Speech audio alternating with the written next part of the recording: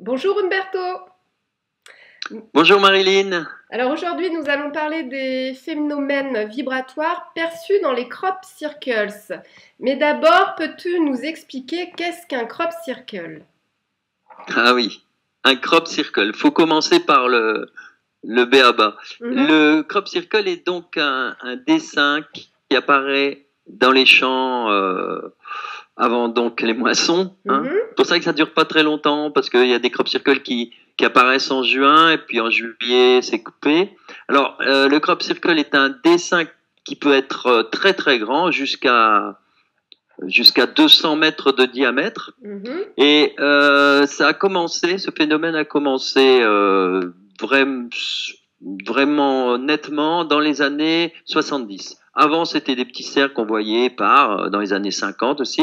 En 70-80, on commence à avoir des choses plus formelles, puis Mhm. des pictogrammes dans les années 90, et puis alors les magnifiques crop circles qu'on connaît maintenant, qui sont des D'accord. dessins extraordinaires, Donc de plus en plus des dessins de plus en plus complexes. complexes, et puis avec un enseignement pour l'humanité. Bien sûr, d'accord.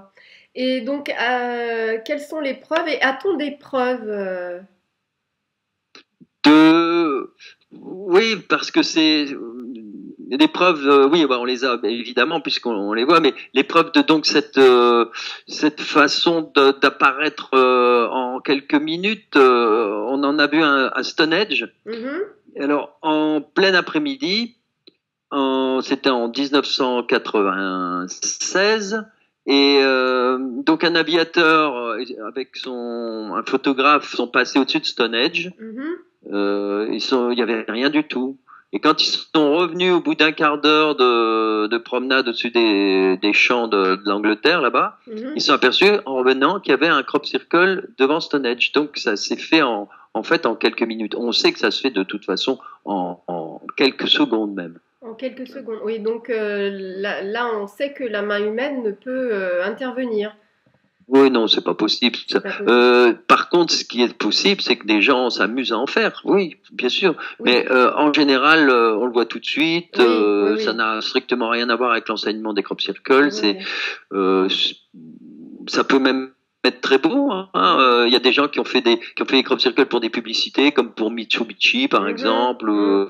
ou le Times, ou des tas de choses comme ça. Il y en a eu. Mais bon, Mais ils pas font en ça en quelques plusieurs secondes. jours, Mhm. toute une équipe en plusieurs jours avec des planches. Mais ça rime à rien, quoi. Ça rime à D'accord. rien. Oui, oui, il faut bien faire la différence. Tout à fait. Et donc, par rapport à ça, donc, est-ce qu'on a déjà aperçu des engins spatiaux, des ovnis au-dessus de ces crops? Alors, il y a eu des phénomènes, ça c'est clair. Mais des vaisseaux, non. De toute façon, les vaisseaux, on les voit ouais, un peu partout dans le monde. Mais Mhm. là, spécialement au-dessus des crop, non. Par D'accord. contre, on a vu des boules de lumière. Alors, c'est-à-dire que les boules de lumière sont à l'origine des crépuscules, peut-être. Mais peut-être aussi sont-elles là pour observer, pour analyser le terrain, etc. Bon, un petit peu comme ces boules de lumière qu'on voit au-dessus des centrales nucléaires. Hein. Voilà, tout à fait. Et sinon, il y a énormément de phénomènes lumineux, hein, des Mhm. phénomènes bizarres ou des anomalies au niveau vibratoire dans les appareils photo. À chaque fois qu'on prend des photos au niveau des crop circles, il y a toujours des anomalies hertziennes, comme on va dire. Hein, Mhm. mais c'est pas forcément des photos, ça peut être avec une caméra, ça peut être aussi au niveau du son. Il se passe toujours des tas de choses, des tas de Oui, des choses. perturbations, etc. Donc, peux-tu nous parler des crop circles fantômes? Déjà, qu'est-ce que c'est? Oui, oui, les fantômes, oui, je suis justement étant donné qu'il y a des perturbations, étant donné que ce sont des champs électromagnétiques, ça va jouer sur la nature du sol. Donc le sol va changer de nature et l'année d'après, il y aura très certainement ce qu'on appelle un fantôme, c'est-à-dire que la culture qui sera différente de l'année précédente va porter les traces de ces énergies. Alors, ça se manifeste comment? Bien, vous avez par exemple un crop circle au mois de juin 2010, par exemple. dans le blé.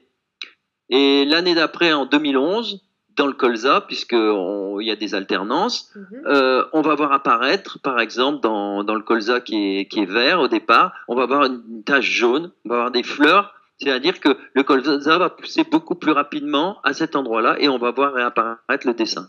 Ou alors, c'est dans l'autre sens, c'est-à-dire qu'il va être le champ va être jaune et qu'à l'endroit du crop circle, on va avoir un dessin qui sera vert, c'est-à-dire que les fleurs ne seront pas encore...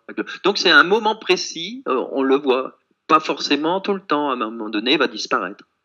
Mais il y a eu d'autres crop circle fantômes dans des champs de blé, là ça dure plus longtemps, etc. Enfin, il y a beaucoup de choses très intéressantes qui montrent que la Terre a changé dans sa nature. D'accord.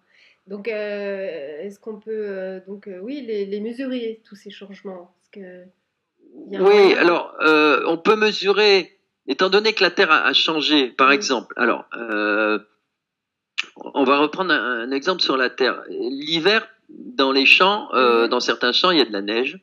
Et si on a la chance d'avoir un crop circle au mois de juin, au mois de janvier, quand il y a de la neige dans le champ, il y aura, par exemple, à l'endroit du crop circle, la neige qui va fondre plus rapidement. Ou l'inverse. C'est-à-dire qu'on va avoir à nouveau une trace. C'est-à-dire qu'on va voir réapparaître le crop circle, mais sous forme enneigée. Ou l'inverse, c'est-à-dire qu'il va fondre davantage plus vite dans le crop circle et le champ sera enneigé autour. Et là, c'est intéressant parce que ça prouve bien que la Terre, elle est plus tout à fait la même. Elle a plus la même, ce qu'on appelle résistivité. Elle est peut-être un peu plus cristalline, etc. Alors évidemment, s'il y a ça automatiquement, on peut le mesurer avec des instruments. Donc il existe des instruments, puis des instruments qui permettent donc au niveau de l'électricité, au niveau de l'électromagnétisme, etc. Et l'humain, lui, peut aussi ressentir, il le ressent même très fortement pour ce qui est des gens qui ont fait de la radiesthésie, par exemple, le sent dans la main. Tout à fait. Moi-même, j'arrive à sentir des crop circles à 100 mètres ou 200 mètres sans leur présence parce que ça...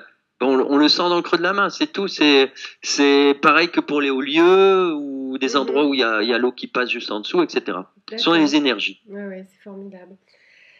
Par rapport aux tiges de blé, peut-on voir justement des anomalies dans les tiges de blé et par rapport comment sont-elles pliées, par exemple? Je crois qu'il y a un phénomène. Oui, il y a d'abord les tiges qui sont pliées au sol, ça c'est clair. Faut pas se tromper. Il y a les tiges pliées et ensuite il y a des anomalies au niveau même des tiges. C'est-à-dire que, alors c'est un peu plus complexe, il faut savoir que les tiges, quand des tiges de blé, par exemple, de céréales, elles ont des nœuds. Et ces nœuds servent à ce qu'on appelle l'héliotropisme, c'est-à-dire que si la tige est versée, c'est comme une fleur, on change d'endroit, et bien, automatiquement, la tige va se redresser. Donc le nœud va se servir justement, il va s'étirer, il va se plier et la tige va se redresser. D'accord.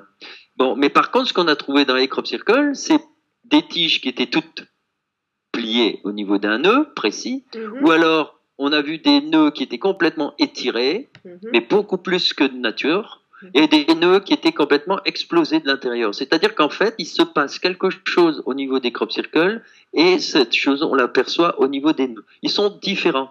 Alors évidemment, il faut avoir l'habitude parce que c'est pas toujours perceptible. Parfois, ce sont des petits trous qu'il y a dans les petits nœuds parce que il y a eu la vaporisation et on trouve ça nulle part ailleurs. On le trouve que dans le crop circle. Ok.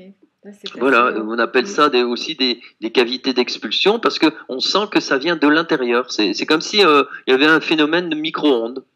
Et ça explose, donc il faut que la vapeur sorte du nœud. Ou alors elle les tire, etc. D'accord.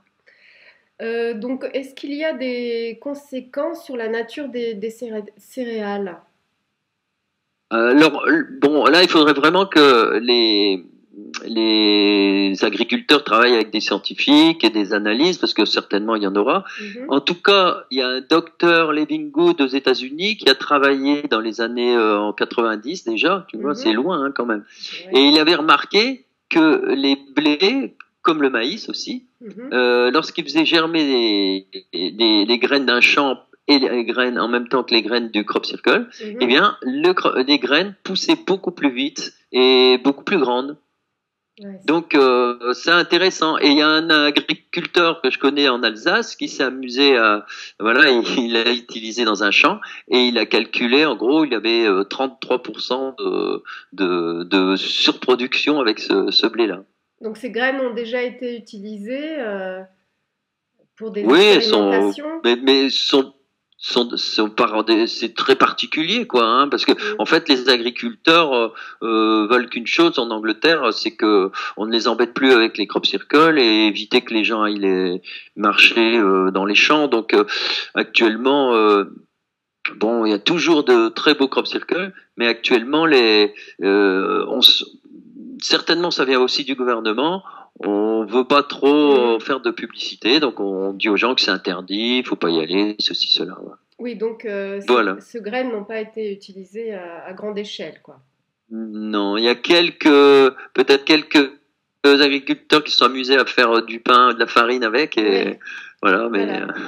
Ok. il faudrait faire des expériences. Oui, oui, mais à moyen terme, je pense que c'est des choses qui vont arriver. Donc, Ça va merci, arriver, c'est tout certain. à fait. Merci Umberto, je te souhaite une bonne soirée. À Merci bientôt, au Marilyn, et à revoir. bientôt.